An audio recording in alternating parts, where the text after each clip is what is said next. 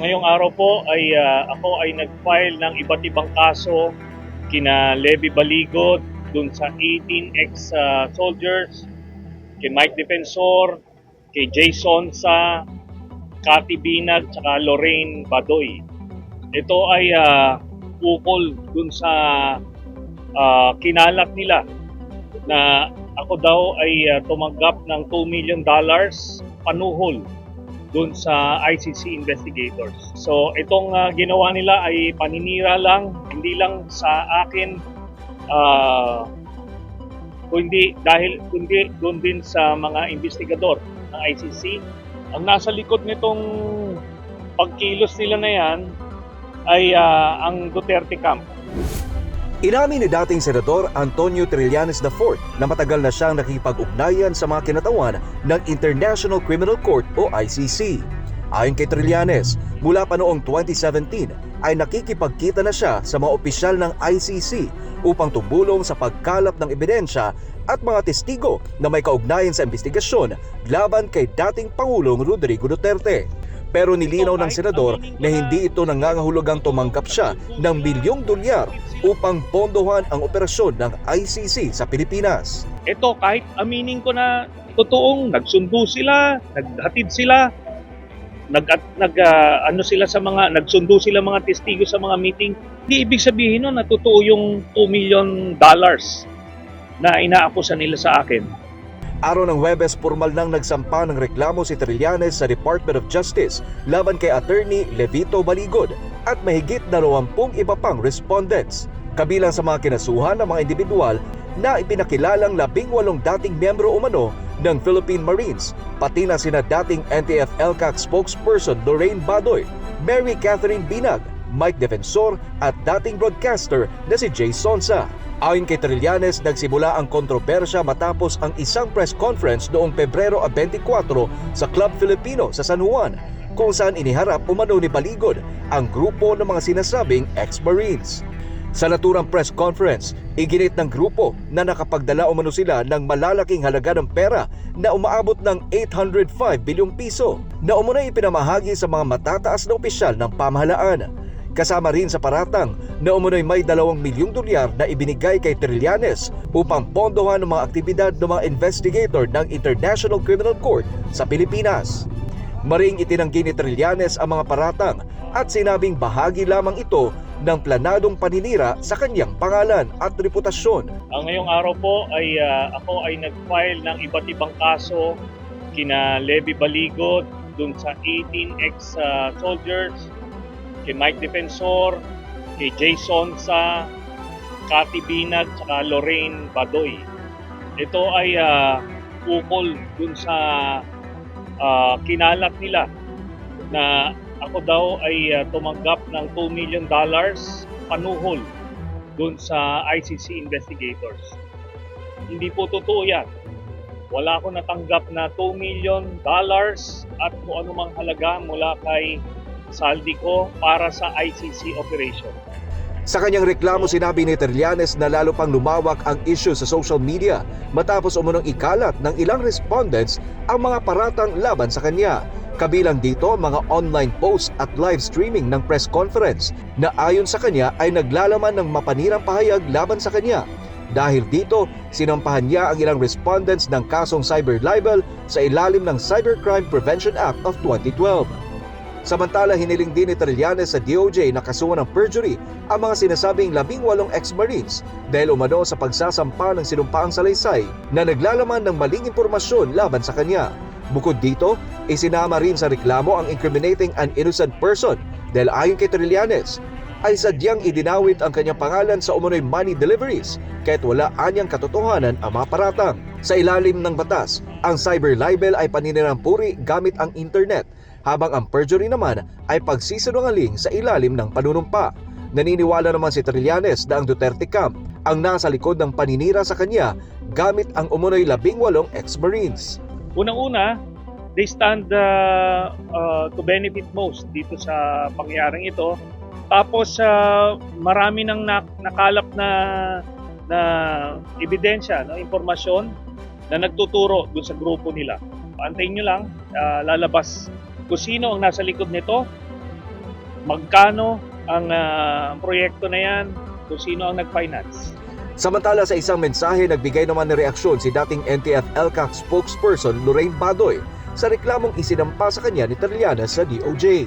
Ayon kay Badoy, isang karangalan para sa kanya na mapabilang sa mga anyay matatapang na sundalo na nagtatanggol sa bayan. Ang ngayong araw po ay ako ay nag-file ng iba't ibang kaso kina Levy Baligod dun sa 18 ex-soldiers, kay Mike Defensor, kay Jason sa Cathy Binag, saka Lorraine Badoy. Ito ay ukol dun sa kinalat nila na ako daw ay tumanggap ng $2 million panuhol dun sa ICC investigators. Hindi po totoo yan. Wala akong natanggap na $2 million at kung anumang halaga mula kay saldi ko para sa ICC operation. So itong ginawa nila ay paninira lang, hindi lang sa akin,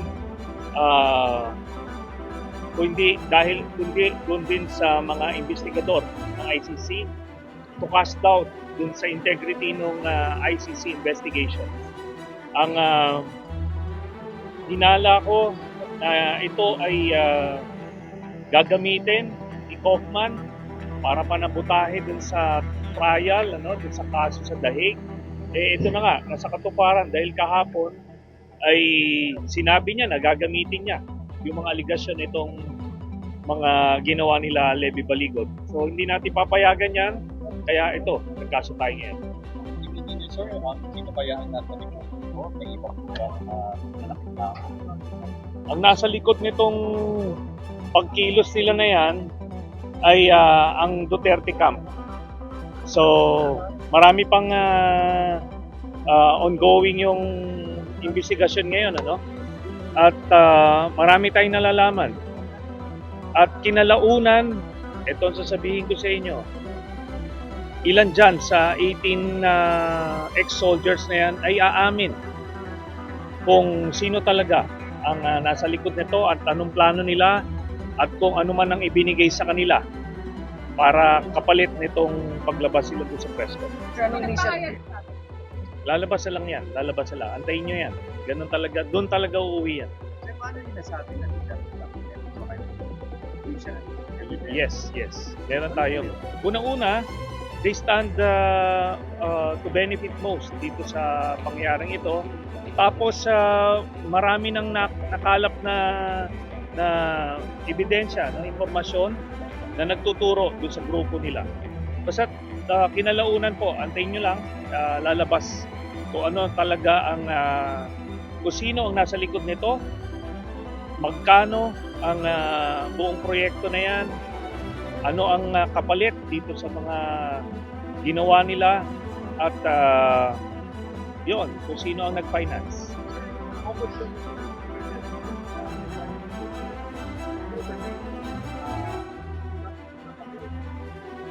Ito po, si Ombudsman Rimulya, pwede niyang sabihin kung ano man yung nakikita niya.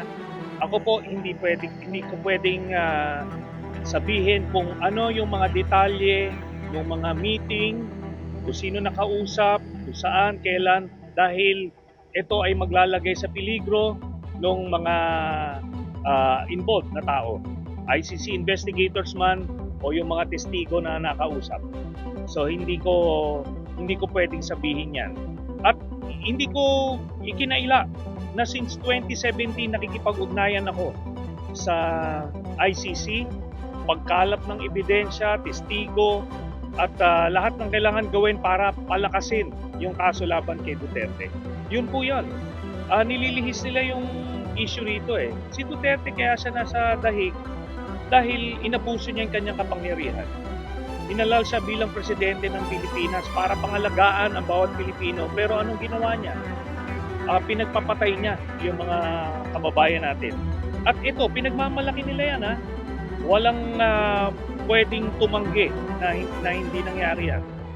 At bukod pa riyan, natuklasan natin na yung palang ginagawa niyang pagpatay, pangtakip lang dun sa talagang pakay nila, which is to monopolize yung illegal drug trade kasi meron siyang sariling drug lord na kapartner, si Michael Yang. So pinagpapatay lang nila yung mga kompetensya nila, tapos sila na nag-import ng mga droga dito sa ating bansa. Ganun lang yon. So yung mga Pilipinong pinatay, ginamit lang panakot sa mga iba't ibang institusyon na ating demokrasya para hindi sila mapagsuspetsahan. Yun. Kahit na ano pang tawagin niya sa akin, sanay na tayo dyan. Ganito na lang, harapin na lang niya ito.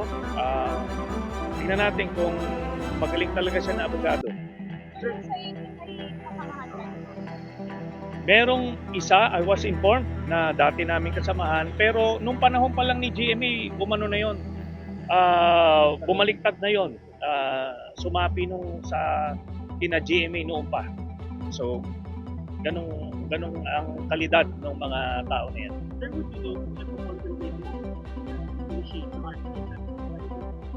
Yes, I know na unang-una alam ko na violation yung ginawa nitong nila Levy Baligot at yung mga 18 ex-soldiers. Violation niya ng Article 17 ng Rome Statute. Obstruction of justice ang pwedeng ikaso sa kanila, at nagsalita na yung deputy prosecutor, yung acting prosecutor ngayon, na deliberate intimidation yung ginawa nila Levy Baligot. Tapos yung pag-out nila nung mga identities at names ng mga ICC investigators at ng mga witnesses, dahil doon nilagay nila sa peligro yung mga taong ito. Ito, liliwanagin ko lang. Yung sinasabi ng mga ex-soldiers na nagbantay daw sila doon sa ICC nung nandito. Kahit aminin ko na yung ilan sa kanila ay totoo ngang nagbantay, wala pong kasalanan doon. Hindi po krimen yun. Hindi bawal yun. Kasi ang ginawa nila, kung totoo ngang yung iba sa kanila ay nagbantay dito sa mga ICC nung nandito, kaya nila pinupuno ng detalye.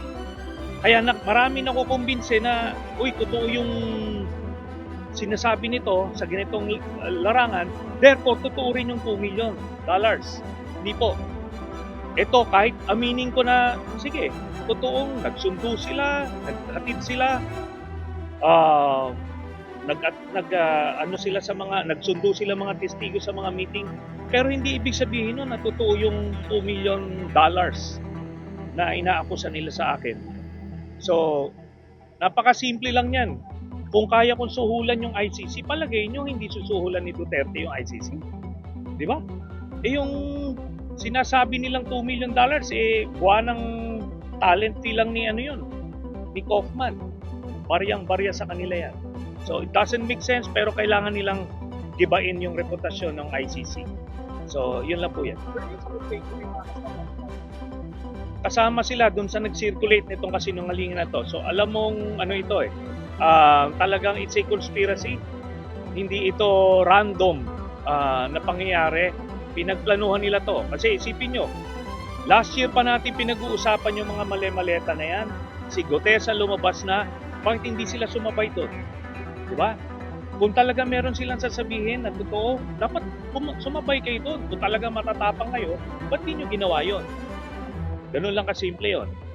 Last year, ni Ugong, ni Chismis, walang lumalabas tungkol sa mga mali-maleta tungkol sa ICC. Tapos ngayon, como timely, nilabas nila to sa kasagsagan ng confirmation of charges hearing, biglang meron ng ganyan. So, very malicious. Kaya yun kayon ang basis natin for this case.